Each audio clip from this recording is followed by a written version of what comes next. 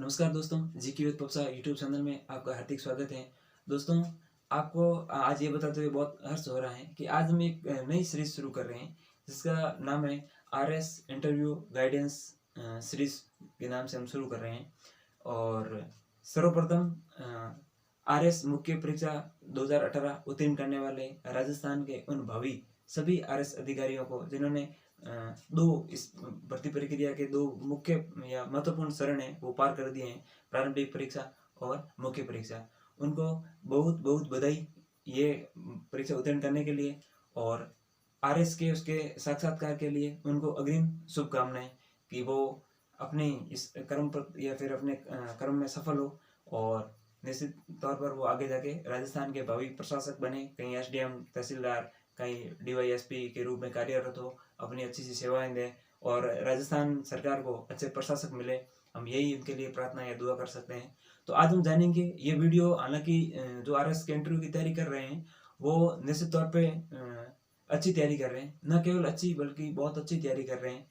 फिर भी हमारा भी एक छोटा सा video RS interview guidance programme के रूप में ये रहेगा, और ये उनके लिए तो है ही जो आरएस का इंटरव्यू देने जा रहे हैं, साथ ही वो लोग जो सामान्य से आगे इन फ्यूचर आरएस की तैयारी करेंगे या आरएस की तैयारी करने का या आरएस बनने का उनका सपना है, तो इंटरव्यू से तो उनको भी गुजरना पड़ेगा। तो वो भी ये वीडियो देखकर एक सामान्य ओवरव्यू या जानकारी प्राप्त कर सकते हैं। उनका भी हमारे यूट्यूब चैनल पे हार्दिक स्वागत है।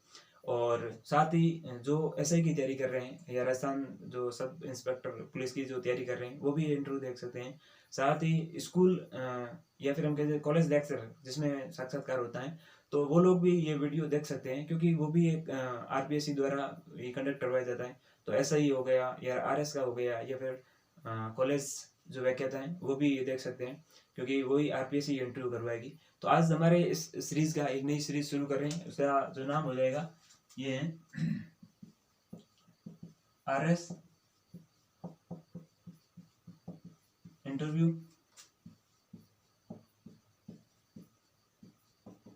Guidance series. इसमें हम मुख्यतः कुछ बातों पे ध्यान देंगे कि एक्चुअल में इंटरव्यू में, वैसे तो इंटरव्यू का कोई सिलेबस नहीं होता है और हम एक दो दिन में इंटरव्यू की तैयारी भी नहीं होती है। इंटरव्यू में आपके व्यक्तित्व का या पर्सनैलिटी का जो टेस्ट वो होता है, नॉलेज का कोई टेस्ट नहीं होता है।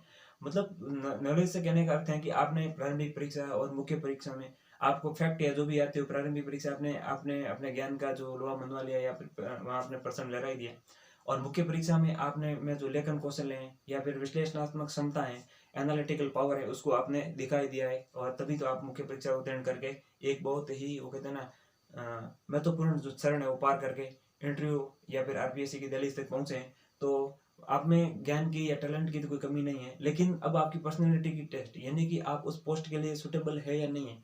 क्या 15-20 मिनट में एक जो आपका इंटरव्यू लेके ये पता लगाया जा सकता है कि आप में जो एक राजस्थान या मतलब प्रशासक के अंदर, एक प्रशासनिक अधिकारी में जो गुण होने चाहिए वो है या नहीं है, किसी सिचुएशन को आप किस प्रकार से हैंडल कर सकते हैं या नहीं, तो या किस प्रकार करेंगे, वो जानने के लिए इंटरव्यू का मुख्य वो एक चरण रखा जाता है। तो आज हमारी इस सीरीज का नाम है आरएस इंटरव्यू गाइडेंस प्रोग्राम, और इसमें भी हम एक्चुअल में आरएस का इसलिए ले रहे हैं कि बहुत बार मैंने मॉक इंटरव्यू में भी देखा है, और चूंकि मैं भी आरएस की तैयारी कर रहा हूँ, हालांकि यहाँ तक तो नहीं पहुँच पाया, अभी तक चल रही है प्रक्रिया, लेकिन निश्चित तौर पर एक दिन आरएस इंटरव्यू तक भी पहुँचेंगे। तो बहुत सारे जो मॉक इंटरव्यू देखे हैं मैंने, और पूर्व के कुछ कैंडिडेट देखे जिन्होंने इंटरव्यू दिया और सफल भी हुए हैं, वो भी बातचीत करते हैं कि बेसिक बहुत चीज़ें पूछी जाती हैं। या अब जैसे अभी हाल ही में एसआई के इंटरव्यू हुए, उसमें भी पूछा गया, लोग सीएए को बहुत पढ़ के गए, मतलब सिटीजन जो अमेंडमेंट एक्ट आया उसको, नागरिकता अधिकार अधिनियम को बहुत अच्छे से गहराई से पढ़ के गए, वो उसके पॉजिटिव नेगेटिव या अपनी जो खुद की राय वो सब पढ़ के गए। लेकिन उन्होंने वहाँ पूछा जाता है कि नागरिकता से आप क्या समझते हो, या व्हाट इज द सिटीजनशिप, तो लोग मतलब जो बेसिक चीज़ें पूछी जाती हैं उसमें लोग कंफ्यूजन रहते हैं। तो आज हम बात करेंगे कि आरएस का पे ग्रेड क्या होता है, आरएस होता क्या है। तो इसमें मुख्य तो जैसे आरएस है, तो आरएस की फुल फॉर्म होती है राजस्थान एडमिनिस्ट्रेटिव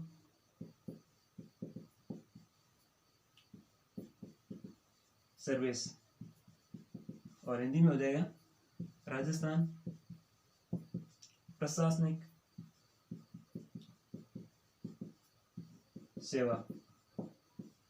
और इसमें जो सबसे बड़ी पोस्ट होती है वो होती है एसडीएम की। एसडीएम बोले तो सब डिविजनल मजिस्ट्रेट, यानी कि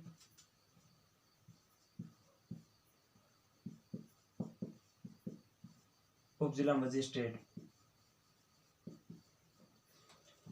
और इसमें बाकी अधीनस्थ सेवा, ये आरएस जो एसडीएम की पोस्ट होती है वो आरएस प्रॉपर में आती है। और आरएस प्रॉपर की लगभग, जैसे हम 2018 की विज्ञप्ति देखते हैं आरएस की, तो उसमें देखते हैं कि ये लगभग इसमें 20 पोस्ट होती हैं प्रॉपर में, 20 सर्विसेज। लेकिन जो ऊपर की जो 3 पोस्टें होती है प्रॉपर, उन्हीं कोई जो पर्सनल में होती है या उसी कोई एक वो कहते हैं ना माना जाता है। तो इसमें एक सेवा हो जाएगी आरएस, तो एक तो मुख्य ये होगी। दूसरी हो जाएगी आरपीएस, जैसे हम कहते हैं राजस्थान पुलिस सर्विस। और राजस्थान पुलिस सर्विस आपकी वरीयता होती है तो उसमें आप आरपीएस बनते हैं। राजस्थान पुलिस सर्विस में सेलेक्ट हो गए तो उसमें आप DYSP, deputy superintendent of police, उप पुलिस अधीक्षक जैसे हम कह सकते हैं, क्योंकि पुलिस अधीक्षक या सुपरिटेंडेंट ऑफ पुलिस जो एसपी होता है जिले पे बैठता है, और उससे आप डिवीजन पे बैठते हैं, यानी कि उपखंड स्तर पे आप बैठते हैं एज ए डीवाईएसपी।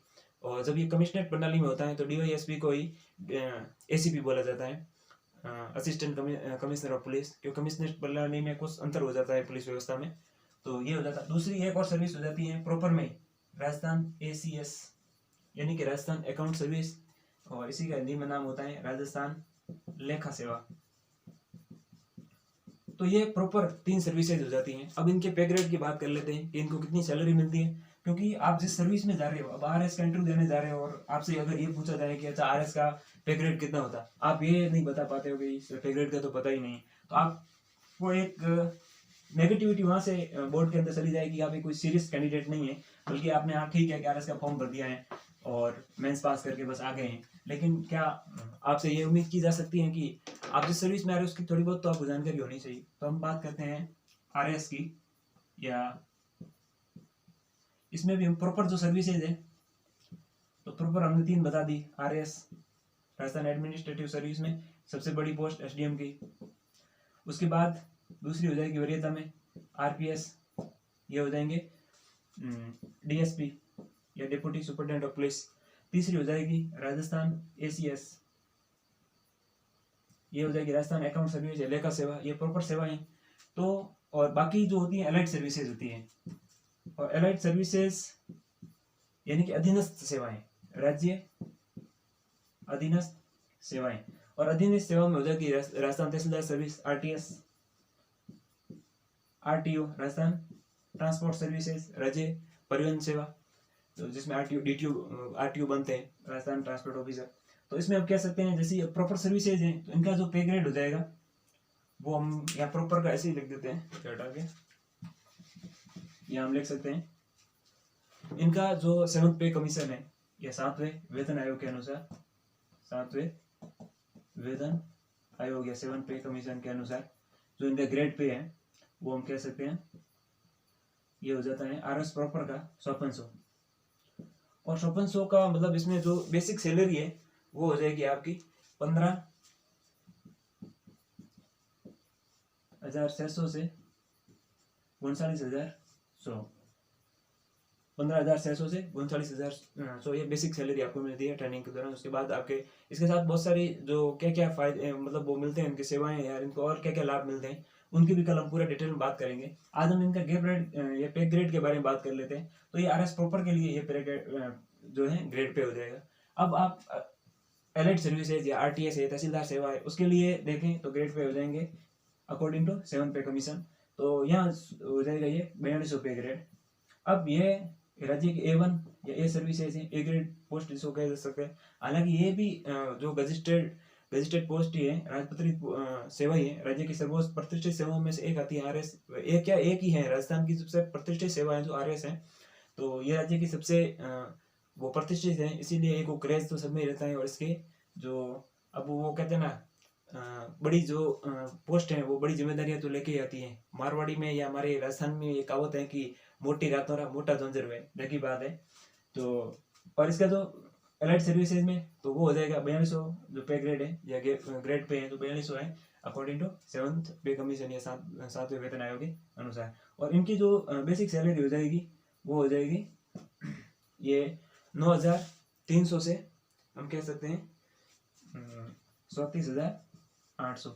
तो आपको कम से कम बेसिक पे या ये कह सकते हैं उसका पे ग्रेड पता होना चाहिए। आप आरएस बनने जा रहे हो और आपसे पूछा जाए तो ये पिछली बार मॉक इंटरव्यू में भी बहुत बार क्वेश्चन पूछा गया और जो कुछ लोग जिन सेलेक्ट नहीं हो पाए उनसे आरपीएससी में भी एक क्वेश्चन पूछा गया। तो आपसे इतनी अपेक्षा तो रहती ही है, आप इंटरव्यू देने जा रहे हो और जिस पोस्ट के लिए जा रहे हो तो कम से कम उस पोस्ट के बारे में थोड़ी बहुत आपको जानकारी होनी चाहिए। हालांकि कल हम इसके बारे में कार्यों के बारे में बात करेंगे और प्रॉपर सर्विसेज में कौन कौन से कार्य होती हैं, कौन कौन सी जिम्मेदारियां होती हैं और उनके साथ उनको कौन कौन से अलाउंसेज मिलती हैं, कौन से भत्ते मिलते हैं या फिर कौन सी गाड़ी या फिर वो उनके जो भी है वो देखेंगे। और एलाइड सर्विसेज के बारे में यही जानेंगे कि इनके कौन कौन से भत्ते मिलते हैं, इनके कौन कौन से कार्य रहते हैं और क्या इनकी जिम्मेदारी रहती है, तो ये भी जानेंगे। निश्चित तौर पर आज आपने आरएस के इंटरव्यू ये गाइडेंस हमारी जो सीरीज शुरू कर रहे हैं इसमें जो बेसिक पे या हम ये कह सकते हैं उनको जो ग्रेड पे मिलता है उनके बारे में जानकारी प्राप्त की है। तो निश्चित तौर पर आपको अगर वीडियो पसंद आया है तो इसको लाइक करिए, शेयर करिए, चैनल को सब्सक्राइब करिए। धन्यवाद।